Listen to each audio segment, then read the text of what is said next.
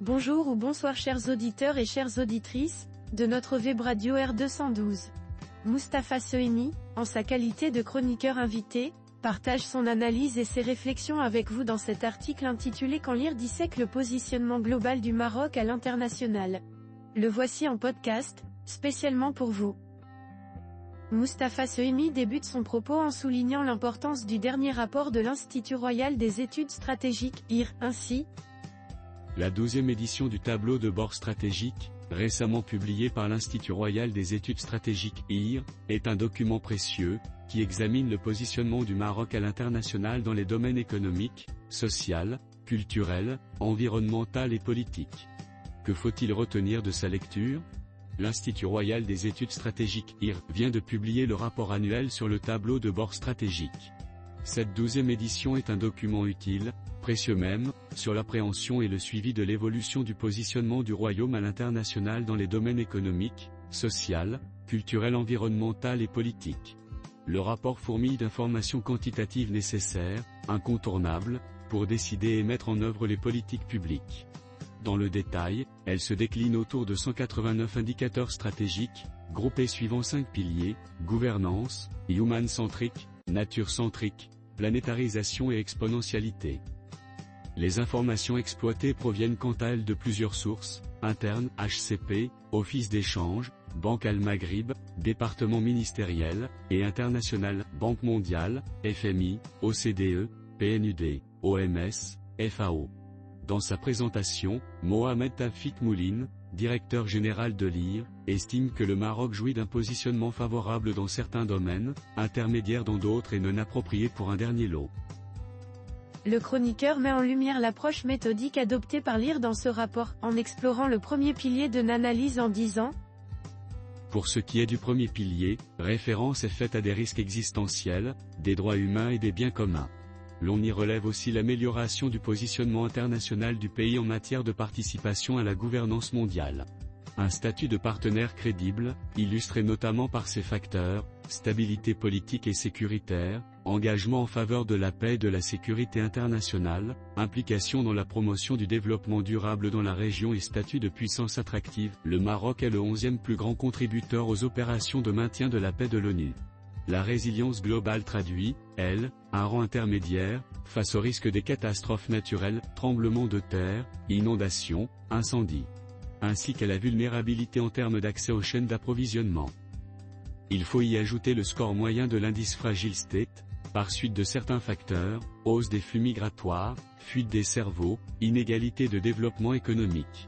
Au titre de l'indice global de terrorisme, la progression est en revanche notable, elle est le fruit de l'engagement actif du Royaume en la matière et de l'efficience des actions continues menées dans le cadre de la stratégie nationale de lutte contre le terrorisme et l'extrémisme. Notre professeur poursuit en analysant la puissance militaire du Maroc ainsi. S'agissant de la puissance militaire, l'évolution est positive. Le Maroc occupe la 61e place mondiale sur 147 pays et la 7e en Afrique, et s'établit au 25e rang mondial et 4e continental pour la marine, avec 121 navires militaires.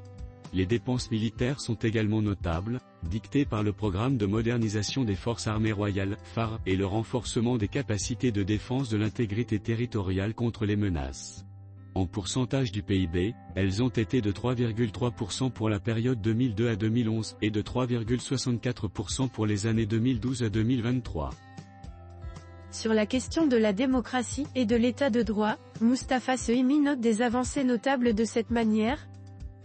Le rapport indique une nette progression au chapitre de la démocratie et l'état de droit, le Maroc occupant la 3e place dans la région Afrique du Nord et Moyen-Orient. La progression est nette quant à la démocratie et l'état de droit, avec la 3e place dans la région Afrique du Nord et Moyen-Orient, MENA. Mais cet indice ne reflète pas le niveau d'expression et de responsabilisation lié aux acquis de la Constitution de 2011, pour ce qui est des droits fondamentaux des citoyens et des espaces de la liberté. La même observation regarde la liberté de presse. Quant aux libertés économiques, elles sont mieux positionnées, le Maroc étant au premier rang dans le Maghreb et au 7e dans la région MENA. Dans cette ligne, sur l'efficacité de l'open data, le Maroc est premier dans le continent avec une plateforme mise sur pied dès 2011. Concernant les institutions publiques, efficacité du gouvernement, gouvernance publique, qualité de la réglementation, liberté du système financier, perception de la corruption, opacité financière, les indices se situent dans un palier intermédiaire, sauf pour la lutte contre le blanchiment d'argent, grâce à la mise en place de dispositifs institutionnels dédiés et le retrait de rabat de la liste grise établie par le GAFI des pays sous surveillance renforcée. Notre politicien aborde ensuite l'indice human-centric ainsi. L'indice human-centric, centré sur l'humain, atteste des avancées dans de multiples domaines, amélioration de la qualité de vie, lien social, préparation de l'avenir, mais les scores restent médiocres au registre des opportunités d'emploi pour les jeunes, avec en particulier la catégorie des nets, sans éducation, ni emploi, ni formation, exclus du système économique, qui contraste pourtant avec la quasi-alphabétisation des jeunes de 15 à 24 ans. Dans les rubriques nature-centriques, centrées sur la nature et planétarisation, que retenir? Le positionnement est inégal dans les champs du stress hydrique, de la gestion durable des ressources naturelles, de la souveraineté alimentaire et énergétique, de l'empreinte écologique et de l'environnement. Pour clore, Mustapha Sehimi résume l'évaluation globale du rapport en ces termes. Vient enfin le dernier indice de l'exponentialité, où des retards sont à relever dans certains secteurs, préparation à l'IA, maîtrise des technologies, ville intelligente. Mais pas dans d'autres, comme la cybersécurité, qui bénéficie d'une stratégie nationale à l'horizon 2030.